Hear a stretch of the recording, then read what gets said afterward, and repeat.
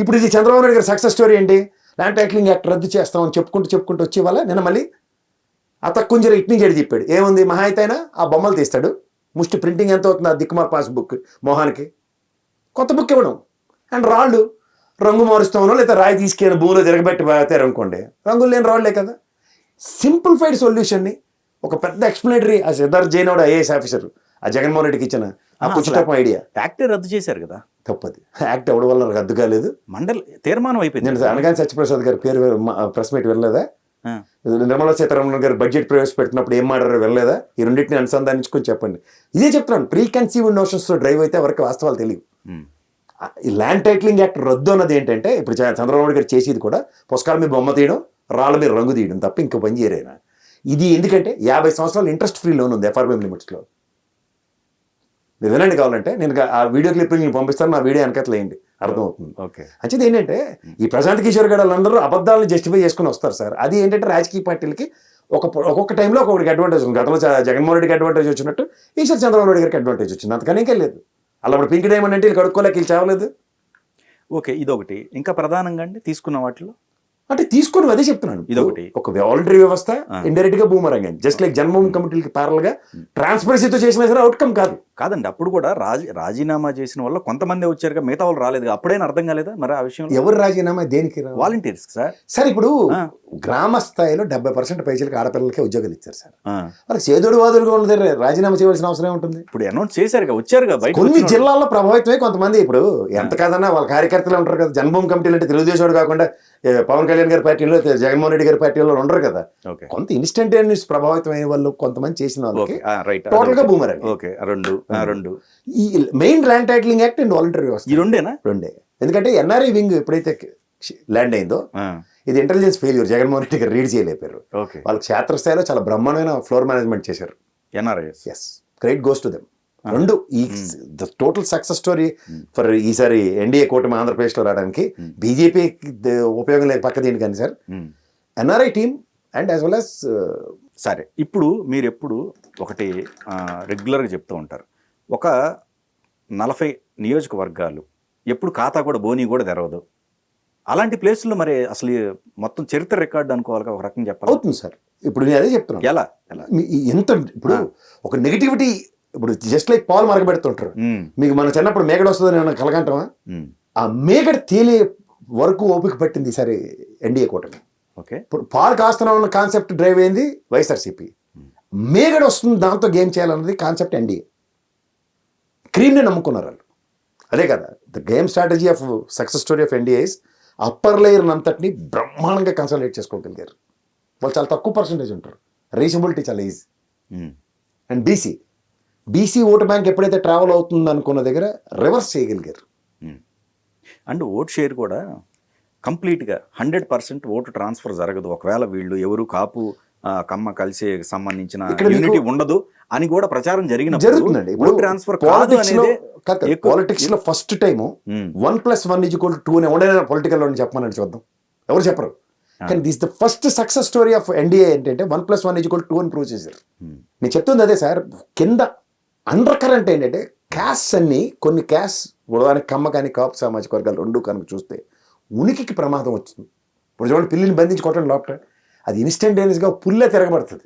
కానీ ఎక్కడ మీ అంచనాలు కూడా ఇంకొక అంచనాలు చూసుకున్నామండి. ఇప్పుడు ఫర్ ఎగ్జాంపుల్ మీరు పిఠాపురం తీసుకున్నట్టయితే, పిఠాపురంలో మంచి భారీ మెజారిటీతో ఆయన గెలిచారు. అవును, మీరు 6,000 పైచీలకుతో ఓడిపోతారని చెప్పేసి ఎక్కడ ఈ అంచనాలు దాన్ని అసలు నేను మనస్ఫూర్తిగా చెప్పిందా లేకపోతే ఏంటి? అది నేను మనస్ఫూర్తిగా చెప్పడం, నేను మళ్ళీ వాటికి కూడా దాన్ని కన్ఫైన్ అయ్యాను.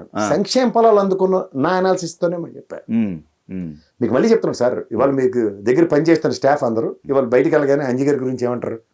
వీరుడు సూర్యుడు అంటారు. రేపు పొద్దున ఇంకొక పారల్గా ఒక ఛానల్ వచ్చి ఇక్కడికన్నా 10,000 జీతాలు వచ్చినప్పుడు ఆడికి వెళ్ళి మీరు మైక్ పెట్టండి ఏమంటారు? Will definitely say something about it. కృతజ్ఞత ఉంటుంది కదండి. ఈ పాయింట్ కరెక్ట్. కృతజ్ఞత ఉంటుందన్నది నా అజంప్షన్, కృతజ్ఞత లేదన్నది వాళ్ళ కంక్లూజన్. ఇప్పుడు మీరు జస్ట్ లైక్ ఇప్పుడు పబ్లిక్ నే మళ్ళీ మనం తిడుతున్నట్టుగా ఉంది. ఆబ్వియస్ గా ఇందులో ప్రజాస్వామ్యంలో విలన్లు హీరోలు ప్రజలేనండి, ఇందులో ఏం లేదు. ఇప్పుడు ఓటమి ఇప్పుడు ఎట్లా ఉందంటే సార్, ఫస్ట్ నుంచి కూడా ఓడిపోయిన తర్వాత నుంచి అసలు ప్రజలు తప్పు చేశారు అన్నట్టుగా ఉంది.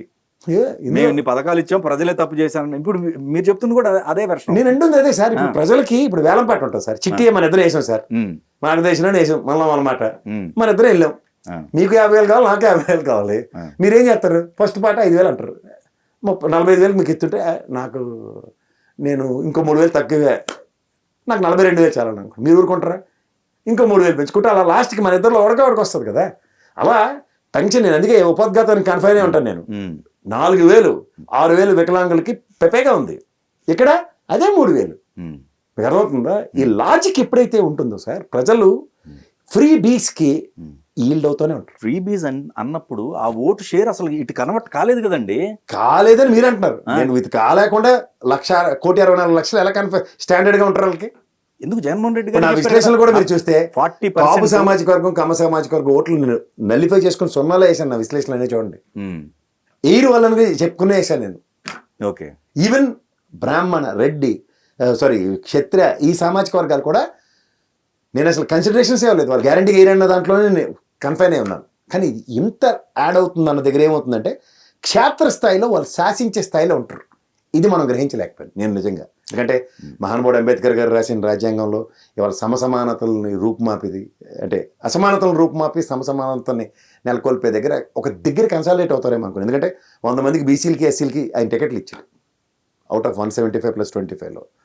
సో అప్పుడు ఏమనుకుంటానంటే, సామాజిక వర్గాల పరంగా ఎస్ వాళ్ళని ఎంత కాదన్నా పర్సంటేజ్లు ఎక్కువ కదా సార్. కానీ ఇంకా మనం అణగారిన వ్యవస్థలోనూ ఓ పెద్ద మనిషి చెప్తేనే ఇంకా చచ్చినట్టు ఉంటాం అన్నది ప్రూవ్ అయింది సరే. మనం ఇప్పుడు Jaganmohan Reddy trial and error బేసిస్లో ఆయన ఏం చేసుకున్నాడండి మీరు గమనిస్తే 2 విషయాలు మీరు గమనించండి. 2019లో చంద్రబాబు నాయుడు గారు ఈసారి నన్ను చూసి ఓట్లేయండి అన్నాడు, 23 ఇచ్చారు. జగన్మోహన్ రెడ్డి నా పరిపాలన నచ్చితే నన్ను చూసి ఓటేయండి అన్నాడు, 11 ఇచ్చారు.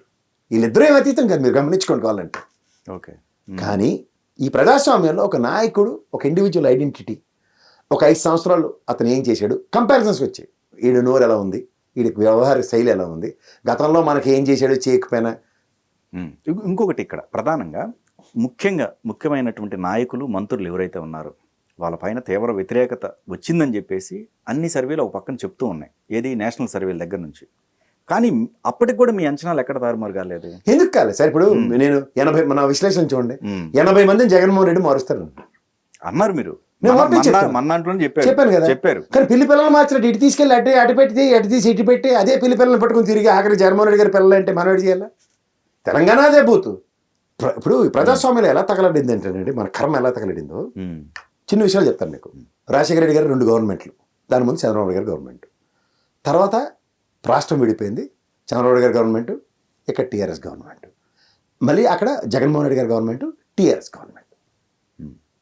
మీరు ఎమ్మెల్యేలు ఎంపీలని చూడండి, వాళ్ళే ఇటు అటు దేవుళ్ళు ఆడుకుని ఇటు అటు తిరుగుతున్నారు, ఈ పార్టీ కాదనో ఆ పార్టీ కాదు. కానీ వాడు నియోజకవర్గం మారిందా మీరు గమనించారా? ఈ నియోజకవర్గానికి వీడి వల్ల ఉపయోగం, ఈ ఊరికేటర్ ఉపయోగం అన్న కాన్సెప్ట్కి ప్రజలు వచ్చారు. అగ్రిగేట్ 3-4 సార్లు గెలిచి గుదిబండలో తగలని వాళ్ళే ఉన్నారు. మీరు 2 రాష్ట్రాల్లో ఎడ తీసుకొని చూసుకుంటే ఇక్కడ 119 స్థానాల్లోనూ అక్కడ 175 చూడండి, ఇక్కడ 17 స్థానాలు చూడండి, అక్కడేమో 20 చూడండి. కానీ అలా అనుకుంటే టీడీపీ ఇచ్చినవి కూడా కూటమి వచ్చిన తర్వాత అసలు సీట్ల పంపిణీలో ఒక నియోజకవర్గంలో ఇంకొక నియోజకవర్గంలో అట్లా ఉన్నారు. అట్లా చూసుకుంటే ఆ బేస్ వేసుకుంటే మీరు చెప్పిన బేస్ ప్రకారం ఇప్పుడు ఉదాహరణకి ఆయన ఎవరంటే ఆయన పేరు రామకృష్ణారెడ్డి గారు, రఘురామరాజు గారు కాదు, ఆయన మార్చి ఉండి మార్చి రఘురామకృష్ణరాజు గారు ఇప్పుడు అక్కడ ఉన్నాడు సార్. అలా ఆయనకి బీజేపీలో జాయిన్ చేసి మరి ఇచ్చారు కదా టికెట్, ఆయన గెలిచాడు కూడా సార్. లేదు, తెలుగుదేశం రఘురామకృష్ణరాజు గురించి చెప్తున్నారు, నేను ఇంకో ఆయన తెలుగుదేశం ఆయన గురించి చెప్తాను, అరిమిల్ రామకృష్ణారెడ్డి గారు. సో ఇక్కడ ఏమవుతున్నాయంటే సార్, మీకు నడవడిక నియోజకవర్గంలో కొంతమందికి ఇది ఉంది. ఇప్పుడు ఉదాహరణకి ఈ రోజా నాయుడు ఉంది, పర్యాటక శాఖ మంత్రి, ఈ ఆదిమూలపు సురేష్ ఉన్నాడు, మేరుగు నాగేష్. వీళ్ళ సంగతి వాళ్ళ పార్టీ వాళ్ళు మనందరికన్నా వాళ్ళకే ఎక్కువ తెలుసు. కానీ మేరుగు నాగార్జున తీసుకెళ్ళి సంతనోతలపాడు, ఈయన తీసుకెళ్ళి కొండేపి, ఈ రోజాని తీసుకెళ్ళి అక్కడ రోజా గారు ఎగ్జాంపుల్ మీకు ఒకటి చెప్తాను.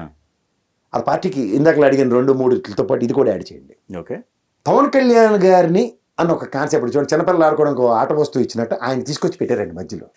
40-42 సంవత్సరాలు లెగసీ ఉన్న తెలుగుదేశం పార్టీ మనకి ఎప్పటికైనా థ్రెట్ అన్నదానికన్నా ఈసారి 23 అయిపోయింది కాబట్టి వీళ్ళు ఆత్మాభిమానం దెబ్బతినింది, వీళ్ళు ఇంట్లోనే కూర్చుంటారు అన్నదానికి కన్ఫైన్ అయిపోయారు. వీళ్ళు పాయింట్ 1 కన్ఫైన్ అయిపోయారు. అయిపోయి పవన్ కళ్యాణ్ గారికి లేని వ్యక్తికి ఉనికిని కల్పిస్తూ ఈయన చుట్టూ రాజకీయం నటించారు 5 ఏళ్ళ పాటు. దీంట్లో ఏమైంది, అసలే ఏమీ తెలియకుండా కొత్తగా మంత్రి అయిన ఈవిడ పర్యాటక శాఖలో ఏం చేస్తుందో చెప్పడం మానేసి, అంటే ఉదాహరణకి రుచికొండ గుండు కొట్టారు, చచ్చారు, బతికారు అని చెప్తున్నప్పుడు ఏం ఒలిపోయి కాలం డైరెక్ట్గా వచ్చి ప్రెస్ మీట్ పెట్టి అది పర్యాటక శాఖకు సంబంధించిన భవనం, రాష్ట్ర ప్రభుత్వ ఖజానా నుంచి 500 కోట్లు అలకేట్ చేసి ఇది కడతనం. ఇది ఎందుకంటే ఒక గవర్నర్ సర్క్యూట్ హౌస్ ఎప్పుడు నేను చదువుకుంటున్నప్పుడే ఉందంటే, నేను ఇప్పటికి నాకు 55 ఏళ్ళు ఉన్నాయి అంటే సర్క్యూట్ హౌస్ అవి పాత పడినట్టే కదా. రామారావు రాయల్లో కట్టిన కాటేజీలన్నీ తగలబడిపోయి అటవైన పనులకి ఉన్నాయి, దాన్ని రిస్ట్రక్ట్ చేయడానికి ఒక వ్యవస్థ అలాంటివి ఏమైనా చెప్పాలి కదా సార్ ప్రజలకి. అవి చెప్పకుండా జబర్దస్త్ పాటలు, డ్యాన్సులు, ఈ చెత్త చెదారాలన్నీ ఎవరికి కావాలి. అలాగే పవన్ కళ్యాణ్ గారి గురించి మాట్లాడే అంత శ్రద్ధ, ఇప్పుడు దానికి అంబటి రాంబాబు గారు ప్రెస్ మీట్ పెట్టి నీటిపారుదల శాఖకు సంబంధించిన విషయాల్లో పోలవరం కేంద్ర ప్రాజెక్టు డబ్బులు ఇవ్వట్లేదు, ఇలాంటివన్నీ చెప్పుకుని ప్రజలకు కన్విన్స్ చేయాలి 5 ఏళ్ళ పాటు. లేదా డయాఫ్రమ్ వల్ల ఎందుకు దెబ్బ తినిందో క్షేత్రస్థాయిలో రిపోర్ట్ చేసుకుంటూ మీడియా కవరేజ్ చేస్తూ ఇలా జరిగింది కాబట్టి ఇలా చేస్తున్నాం అని చెప్పుకోవాలి. దీనికన్నా రాష్ట్ర ప్రయోజనాలకి కాపాడుకోవడానికి ప్రకాశం జిల్లా, నెల్లూరు ఇవన్నీ తీవ్ర ప్రభావాలు ఎదుర్కొంటున్నందుకు వెలుగొండ ప్రాజెక్ట్ సక్సెస్ స్టోరీ చెప్పాలి. ఇవన్నీ వదిలేసి ఎంతసేపు పవన్ కళ్యాణ్ది ఆయన పర్సనల్ మ్యాటర్లు డిస్కషన్లు ఉంటే ఎవరికి కావాలి సార్ అది. ఇప్పుడు పర్సనల్ ఇష్యూస్ ఎన్నాళ్ళు ప్రజలు ఎంటర్టైన్ చేస్తారు తెలుసా సార్. ఆ జబర్దస్త్ సీరియల్ వచ్చిన గంట సేపు, లేదా టీవీలో ఇది టైం ఉన్నప్పుడు టీవీ పెట్టుకుని ఆన్ చేసి చూసినంతసేపు తప్ప 5 సంవత్సరాలకు అది ఎలక్షన్కి లీడ్ అవుతుందంటే ఇంపాసిబుల్ టు నెక్స్ట్. అది సోషల్ మీడియాలో వ్యూస్ వస్తున్నాయి, అదే చెప్తున్నాను. ఇప్పుడు నన్ను పిలిచి నాతో పబ్లిక్ ఇష్యూస్ మీద డేవియేట్ అవుతున్నాయి, ఫైనాన్స్ ఏంటి ఇవ్వ మాట్లాడేది మరి. సరే పవన్ కళ్యాణ్ అన్నట్టుగా సార్ అంటే, అరే బాబు నేను పర్సనల్ మాట్లాడిపోయి నన్ను అందరితో పాటు కట్టేశారు. నేను ఈరోజు దాకా పర్సనల్ విషయాలు ఎప్పుడు నేను పవన్ కళ్యాణ్ గారితో మాడలేదు, ఇప్పటికి కూడా కట్టుబడి ఉంటాను. That's not my business. కానీ ఇవి ఎప్పుడైతే చర్చనీయాంశాలలోకి తీసుకెళ్దాం అన్నప్పుడు ఏమవుతుందంటే ప్రజలకి ఒకరి దగ్గర ఇసుకొస్తుంది. అది అనదర్ కారణం. అప్పుడు ఏమవుతుందంటే కంపారిటివ్ పాలిటిక్స్లో వీళ్ళు వచ్చి ఎంతసేపు టైం వేస్ట్ కార్యక్రమాలు తప్ప ఇంకోటి ఉండట్లే.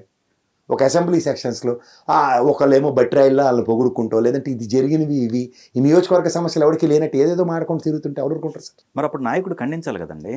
ఇప్పుడు నాయకుడు ఖండిస్తాడంటే వంశీ ఉన్నాడు, వచ్చి ఏదో మాట్లాడాడు వెనకాల కూర్చుని, విన్నాడో మాట్లాడాడు ఏదన్నప్పుడు యూరోపై నువ్వు నా నెత్తి మీదకి వచ్చినావు, నేను కాకుండా వచ్చినావు నా పార్టీలోకి, నా పార్టీ విధానాలు కాదు, గమనంలో గసురు గసరాలు కదా. అది ఎక్కడికి లీడ్ అయింది, ఆయన 7 దాకా లీడ్ అయింది. ఆయన 7 తర్వాత ఊరుకున్నాడు, ఏవో ఇంకా అలా దాన్ని సోషల్ మీడియా కొన్నాళ్ళ పాటు గేమింగ్. తర్వాత ఆయనకి ఏమైనా తక్కువైందా, వంశీకి కూడా తోలు తీసి డోలు వాయించారు మీడియా త్రూగా. ఇవన్నీ ఎందుకు?